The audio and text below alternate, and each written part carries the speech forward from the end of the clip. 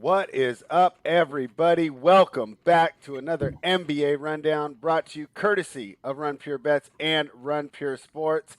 Time to kick off another week. I'm here today with Tyler Hicks and Hoop. Tyler, how we doing today? We're good, ready to bounce back from a rough Saturday. Took Oh my yesterday gosh. off. Yeah, we got beat up this weekend, but we're ready to bounce right back. Hoop is going to lead us to the promised Good, land. How ready you to bounce feeling back today, Hoop? from a rough Saturday. Yeah, doing well.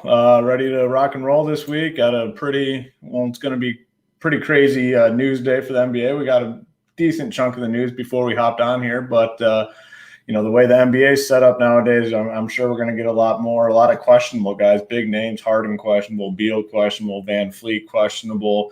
So we got a lot of news that's come in. We got a lot more to come. So it's but that's kind of what we can expect. April NBA, that's what you get. Yeah, exactly. I was telling Tyler, if you are not going to be around your computer around lock, don't even bother making a lineup today. There's too many moving parts. You need to make sure you have that time available. But we're going to do our best to get you the information to get you on the right track before Hardwood Live and the final countdown take over to get you guys going into the right places. Let's start with the Cleveland Cavaliers, who are 17 and 32, 19 and 30 against the spread, heading down to San Antonio to take on the Spurs, who are 24 and 23, 25 and 21 against the spread. The Spurs are laying 9 against a Cleveland team that has lost 5 in a row. Their last win was over Chicago on March 24th. Most recently, they lost by 14 to Miami. News came in right before we went on, Tyler, that the two big men will be out. So no Jarrett Allen for the Cavaliers. Who do you like in this game? Are you laying the 9? I mean, the 9 is a big number. I think the Spurs cover it, but I'm leaving the side alone. I want to go right back to that Cavs team total under. They're setting it at 103.5. No, I mean, they've topped that number 4 out of their last 10 games, but of their last 5, they're 0-5 to get that number. So, I mean, they're having trouble scoring, no big men in this game. So it's going to be back to Colin Sexton and Garland. I don't think they can put up 104 points today against the Spurs team. All right, yeah. I think that's a good look. The under is 217. Hoop, what do you think? Yeah, I like that play. I'm just logging in here to go ahead and make that bet. So I do like that. I mean, it's a rough looking roster when you start going through it and the bigs are out.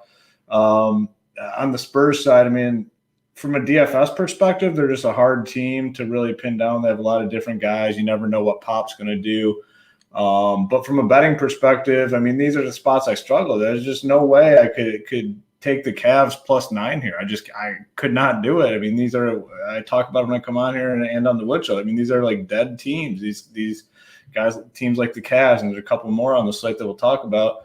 So I definitely have to lean the Spurs minus the 9.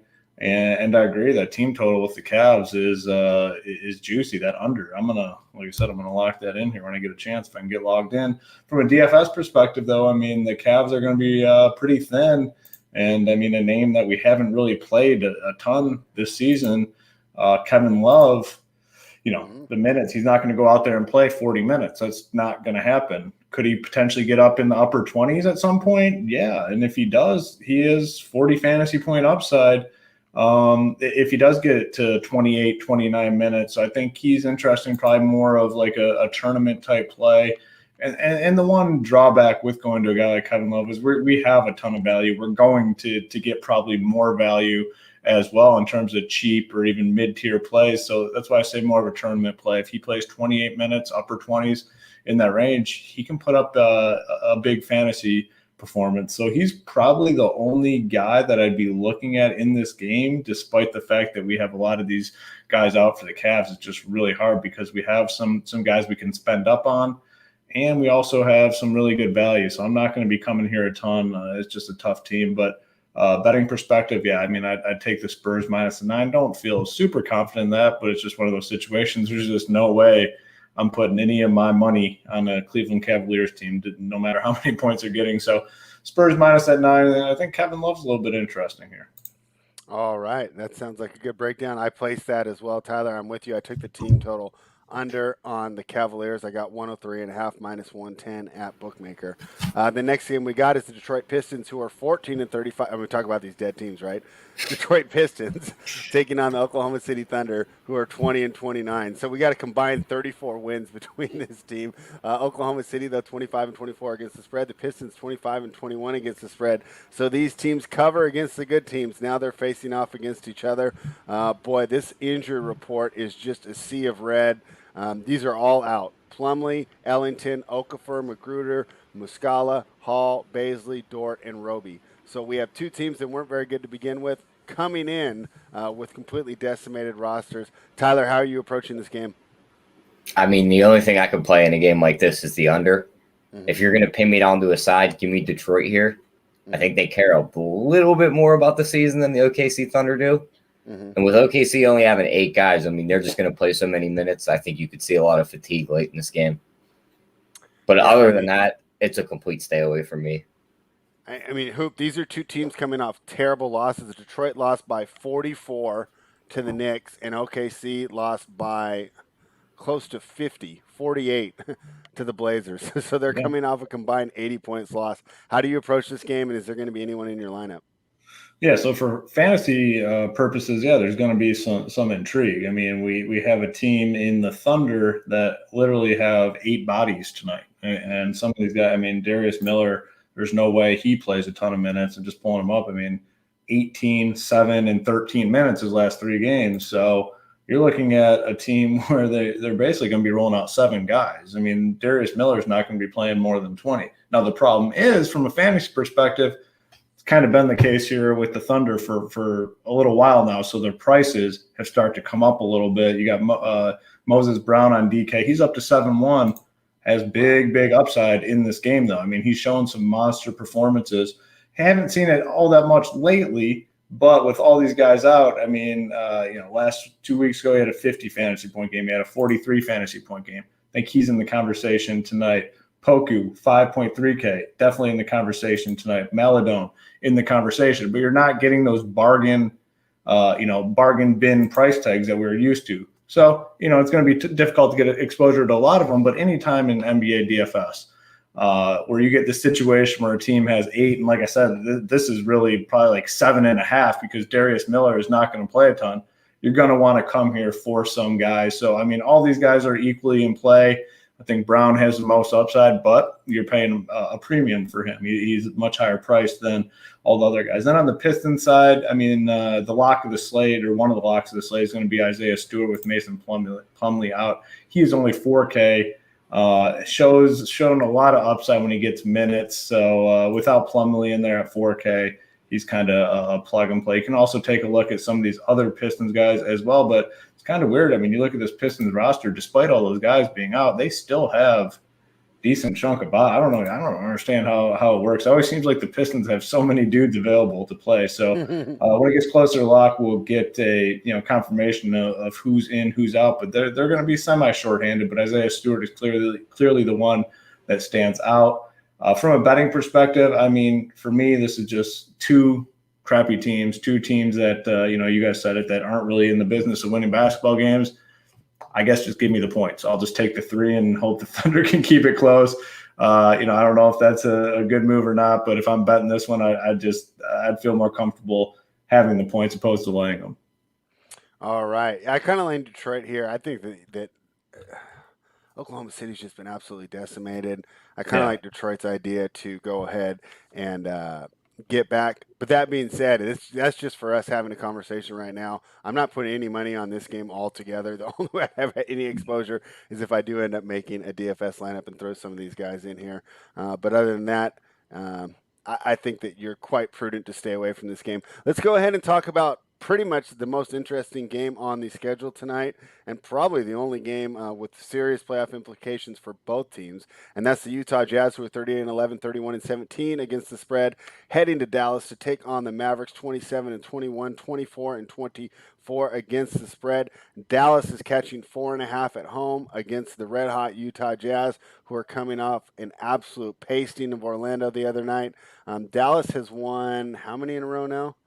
4 in a row. Most recently, they beat Washington. They've covered every single one of these wins. So this is a team that's rounding into form as well. Dallas is currently 7th or 8th in the standings, so they need this win a lot. And of course, Utah is trying to win every game. We'll start with you, Hoop. What do you think of this game? I mean, this is actually a fantastic game for viewing, and if you're not betting any games and just watching some NBA tonight, it's by far the most interesting games. Yeah, it's definitely an interesting game. Like I said, the Mavs have been playing some solid basketball as of late. We do have some injury news though here. I mean, Porzingis is questionable, and Josh Richardson also questionable to play tonight. So, I think they're in. I don't know. We'll see. I mean, if they're out, to be a little bit of a downgrade to Dallas. I'd probably take the points here, though. I mean, we talked about it before on the show. I think Utah's a little bit overrated. Obviously, good regular season team. I kind of view Utah the same as I do the Phoenix Suns. They're going to be great in the regular season. When they get to the playoffs, I think both those teams, the Jazz and the Suns, kind of underperformed. So I'll take the 5 points here.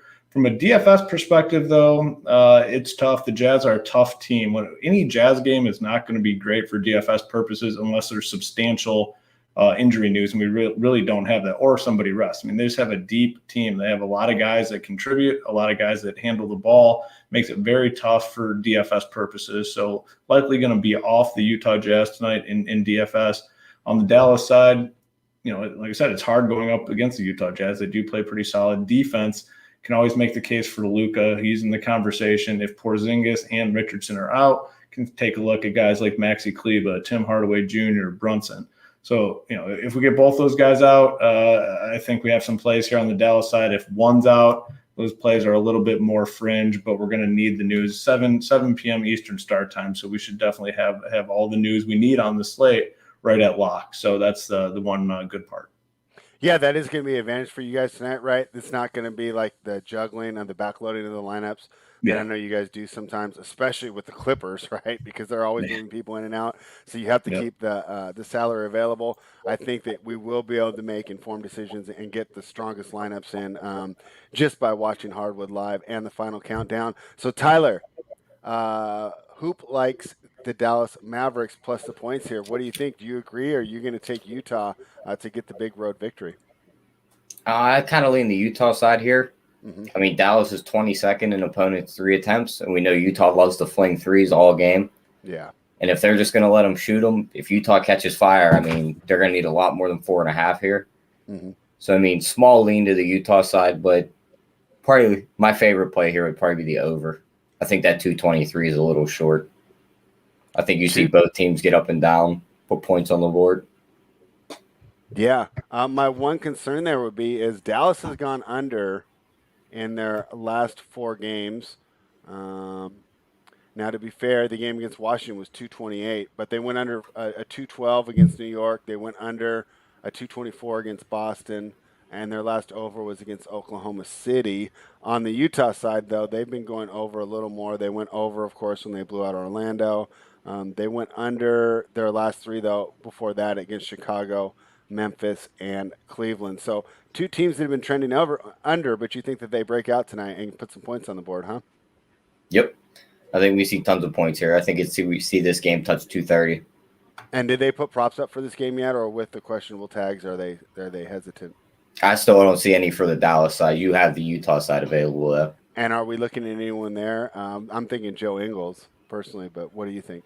I mean, maybe not Ingles with everyone healthy because his shot, like he's not going to get as many shots with Mitchell and them guys in the lineup. If Mitchell's props under 26.5, maybe a look at the over there. All right. Not a bad look. So that should be the most fun game of the night. Should be a nice lead-in for the national championship game for those of you who watch college basketball. And I know, Hoop, you don't watch the college basketball, so you'll be watching some NBA with us. But will you be watching this game? The Sacramento Kings head to Minnesota to take on the Timberwolves. The Kings are laying 4.5 on the road. It's tough to take the Timberwolves, but do you really want to lay points with the Kings on the road? I think it's a tough question. What do you think, Hoop? Yeah, it just seems like such a good line. The 4.5 just seems like such an. It was accurate 2.5, number. And it got smashed overnight. Yeah. So, if it was at 2.5, I'd feel a hell of a lot better than the 4.5. Just seems like if I did lean away, I'd still lean with the Kings. I mean, I think they're the better team, but that 4.5 is a very difficult number, so probably won't touch that. But for DFS purposes, this is going to be a really good game. I mean, we got that close spread. We got that big total, 235. And on the Timberwolves side, they're letting their guys finally play a ton of minutes. And we're seeing Karl Anthony Towns really starting to round into form that we saw last season. I mean, he hasn't been under 53 fantasy points in 6 games. He had a 70 spot last night against Philadelphia, 44 minutes, a 59 the night before. He's going to be probably the premier spend on this slate in this really good matchup against the Kings. He'll be high owned, but I mean, he's just got a really, really nice floor right now. So I really like Towns. McLaughlin is going to be popular with Rubio out. He's been playing solid, flashed that upside last night, 41 minutes. I mean, 41 minutes and 38 fantasy points. I mean, if these guys are going to keep playing these minutes, I mean, these are guys we're going to have to consider for DFS purposes. We saw Edwards play 41 minutes as well a couple nights ago. So Towns, McLaughlin, Edwards, all very strong plays. I think you can even take a look at McDaniels.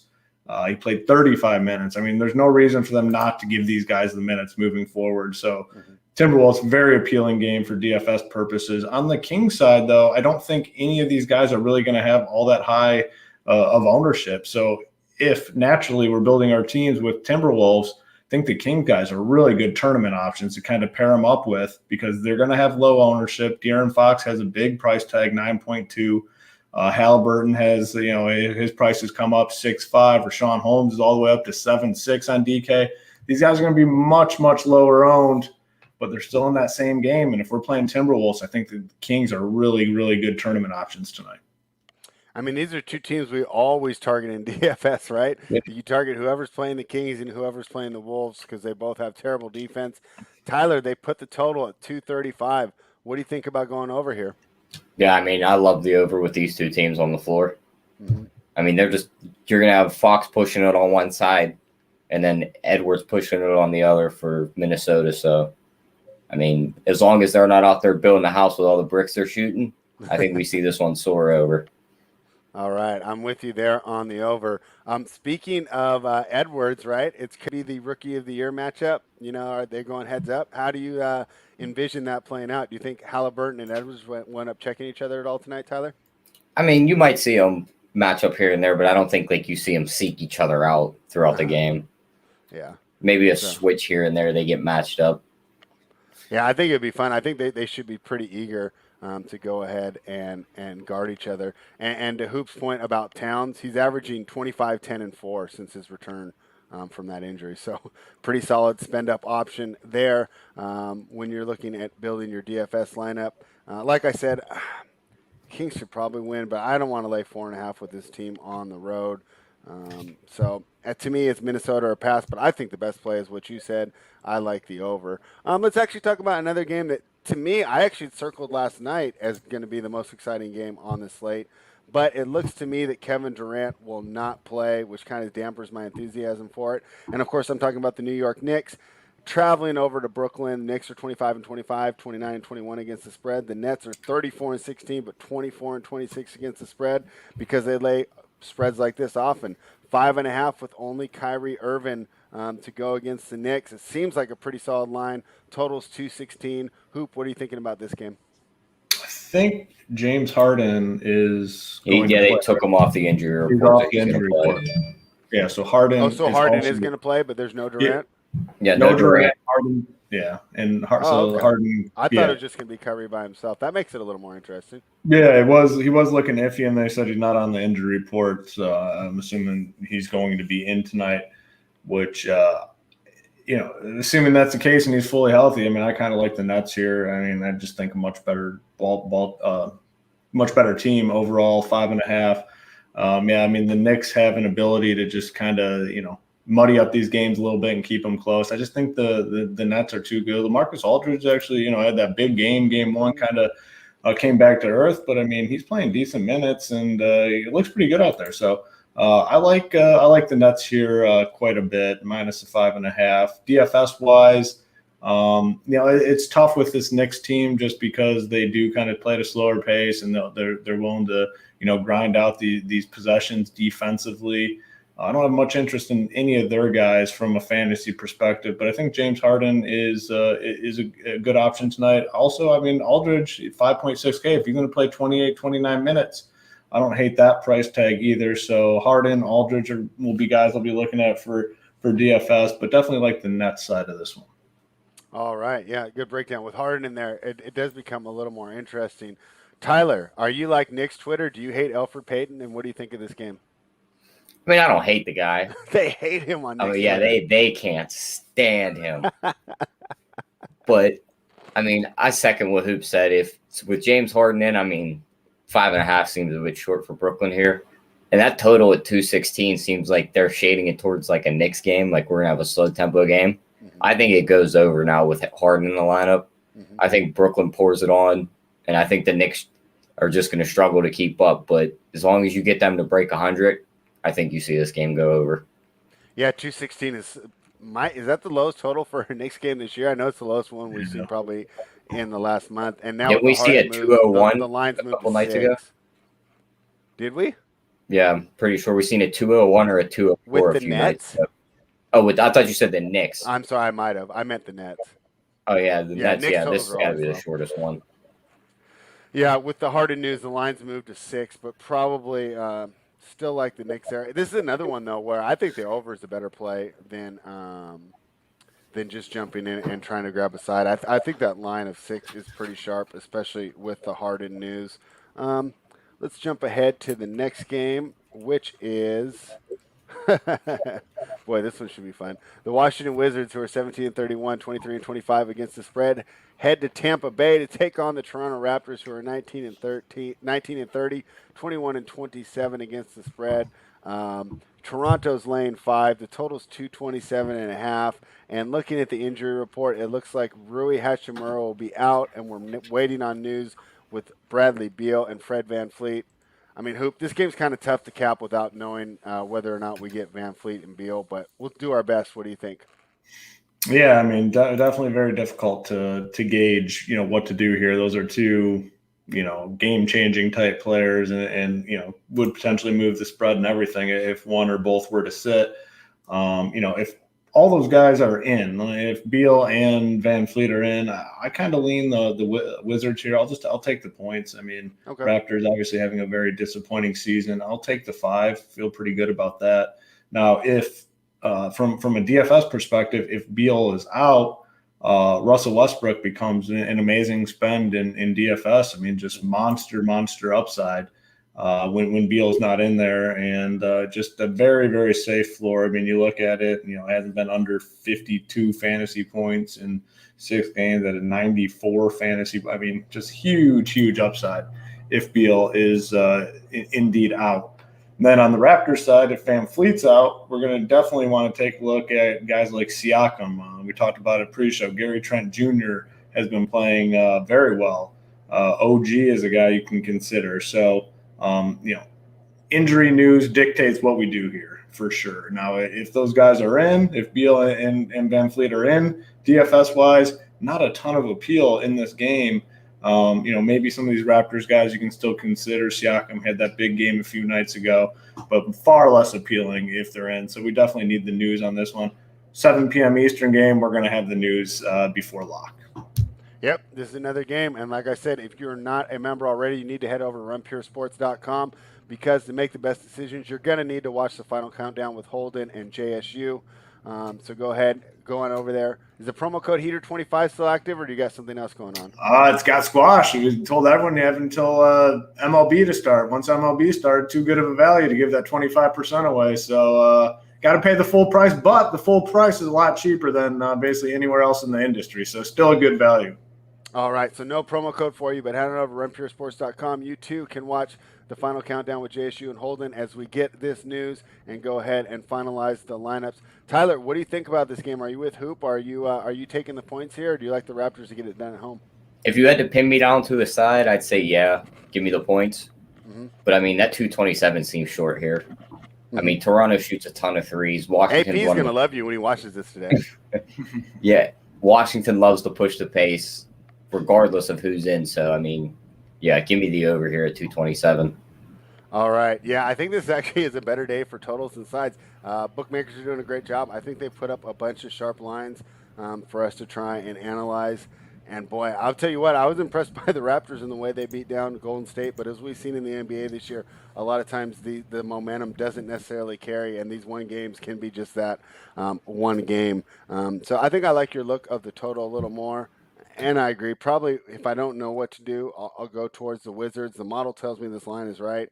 And without that final news, I think it's really tough to go ahead and make an educated call. So we will be watching and figuring out the best way to attack this game as the day progresses. Let's go to the final game on the card. And luckily for us, this is probably to give some credence to the national championship game. The last game starts at 5 p.m. my time, 8 p.m. your time. And that's the Phoenix Suns heading to Houston to take on the Rockets. The Rockets are catching 14 and a half points, and that's because they are 13 and 36 this year. The Suns are 34 and 14. So pretty opposite as far as the two teams go.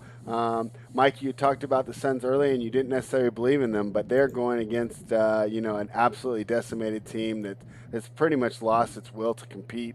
Looks like John Wall will be out, Daniel House is out, and on the Phoenix side, looks like Abdul Nader and Frank Kaminsky are out. What do you think? Are you laying the big number here? Yeah, I mean, I don't believe in them long term, but I definitely believe in them tonight because this Rockets team is just, I mean, the deadest of dead teams. I always say these, dead teams. This is the deadest of all, and the line indicates that 15. But you guys, have been doing this for a while, and those big numbers in the NBA are tough, man. It's really tough to get behind a minus 15 favorite here. But I mean, if I was betting it, there's no chance I'm betting on the Rockets. So I'd clearly lean the Suns side of things if I was going to bet it. But it's a big number. 15 it's a big number, and those numbers are tough. Like I said, from a DFS perspective, don't want too much to do with this game, especially on the Suns side. I mean, there's just no incentive for them to push their guys, assuming this game gets out of hand, which it probably will. On the Rockets side, problem here, yes, Wall is out and House. The prices just still aren't all that good. I mean, Kevin Porter is up to 7-3. I suppose you could play him. I mean, he'll probably get a lot of minutes, a lot of usage. I mean, we were playing him a ton when Wood was out as well because he had all the usage in the world. But it's a tough spot here against this Suns team, which is very good defensively. So I'm not overly excited. I prefer the other spots better for value. This is the standalone 8 p.m. Eastern game. Kind of willing to just write it off altogether, betting-wise and DFS-wise. I mean, maybe I get sold on someone on the Rockets side for value, but like I said, the prices just aren't all that good. So probably be off this one. Yeah, it's funny that you mentioned, we've been doing this for a while and we don't like to lay the big points, and we don't, and we've been saying that constantly. But if there's anything this weekend taught us, this year in the NBA is not a normal year. I mean, how many 30 and 40-point wins did we see? So then you start to look at these like 14s. This is actually, the most likely to just be the easiest no-sweat winner. I didn't necessarily play it, but it's one of those things where I'm questioning, is this a short-term trend, or do I need to readjust the way that I'm looking at this? Because before, I would completely cross this game off the list, but as this last week showed us, I mean, these blowouts are becoming more and more common. I don't know if it's the lack of fans, just the fact it has to be the fans, right? I mean, it has to. That's really the only thing that's changed is, no fans or limited fans. Definitely has to play a role because, I mean, even from the beginning of the season, I mean, these blowouts have been way more rampant than any other year. I think it also could be the fact that all the stars are merging. So rather than each team having like one star, it's like some teams have 3 stars, and then there's other teams that have absolutely 0. So it could just be the way the rosters are working too, the kind of championship or bust mentality. Tyler, what do you think of this game? Are you laying the 14.5? And what do you think of the total of 222? I mean, Phoenix should blow them out here, but at 14.5, that is a big number. Yeah. So, I mean, I'm probably going to leave the side alone. Forcing me to pick one, give me Phoenix. Just like you said, these blowouts have been more rapid. I think this is another one tonight. On the total, I mean, probably lean over because I think Phoenix just pours it on. I think you see them put up 120 plus. Mm-hmm. But I mean, what stuck out to me was the Rockets team total is 104.5. And I mean, you're going to get a defensive heavy Phoenix team, even when they go to their reserves with like Javon Carter and them guys. Those are good defensive players. So, I mean, I like Houston's team total under here at 104.5. Yeah, I mean, I think you make a great point on the team total, and the reserves too is another reason why I like the 14.5. I think even if they empty the benches, and Houston leaves their starters in, Phoenix still might have an advantage. That's how deep they are compared to the Rockets. Yeah, another guy like Torrey Craig too. I mean, Torrey Craig comes in and that's all he does. He's looking to lock dudes down. So that's good. That's a good point. Yeah, Torrey Craig. Yeah, and it's weird too because he can't shoot at all. So the fact that he gets minutes shows how good that his defense really is. So, all right, guys, that was it. Kind of a quick slate because the NBA did kind of know the national championship game was on tonight and want to give them a little bit of attention. But I think we did a good job going through all the games and kind of giving our early thoughts, of course, for the best DFS information as it's evolving. As we get more, make sure to head on over to runpuresports.com. Watch the NBA Hardwood Live, which is free to everybody. And the final countdown will be for members only, and that's always a fun watch as well. Let's go ahead and move into the best bets. Hoop, what do you like? Yeah, I mean, it's I think it's a pretty tough slate to really get behind and feel confident about, one bet. But I'm going to go with one of the last games to talk about. I'm going to go with the Nets. Just give me the Nets minus that 5.5. I'd probably bet it soon. I mean, the Harden was kind of up in the air. I wouldn't be surprised if this moves, away from the Nets a little bit. Wouldn't be surprised if, it's -6, 6.5 here at some point. So if you can get the 5.5 number, I feel pretty good about that. And like I said, you probably want to do it sooner rather than later. So Nets minus 5.5. All right, I like it. Tyler, what are you thinking for your best bet? Are you going to take mine? I kind of feel like you're going to take mine. I'm going right to that Cavaliers team total under All right. 103.5. For me. All right, I don't think they get there. I bet it the game during our show, so I like that. All right. Then you left the one for me. So I'm going to go over with the Kings and Timberwolves over 235, highest total on the board. I love to target those high totals, and I love to target overs with the bad defenses, and that's exactly what we're going to get in that game. Expect to see them up and down. I'll gladly take over 235. All right, everybody, thank you for watching. Please like the video, subscribe to the channel for more actionable gambling content. Hoop, you got anything else before we get out of here? No, just fun time. I mean, two major sports going. Got MLB, got NBA going. It's fun for sports betting. Fun for DFS. Got the Masters this week. It's an exciting week of sports. Looking forward to it. Yeah, I mean, and if we think back to a year right now, this is when everything was kind of shutting down, and we had no idea what was going on in the world. So it's so nice to kind of be back, get everything back on schedule where it should be. Returning feelings of normalcy. Tyler, you got anything else for us before we get out of here? Nope. Let's just cash these tickets tonight, spread. All right. Well, thank you for everybody for watching. Remember, head on over to runpurebets.com. Join for all the best plays. You'll get JJ's college basketball tonight. Joey Works baseball, which has been fantastic. HTP's props. Score with Dion Soccer. And, of course, the Sports Keg CEO bringing you all the UFC and NASCAR winners. So head on over to runpurebets.com. Our promo code's still working. That's bets 25 off. But, of course, you're going to want to package them. Become a member of both sites for all the best DFS and betting information.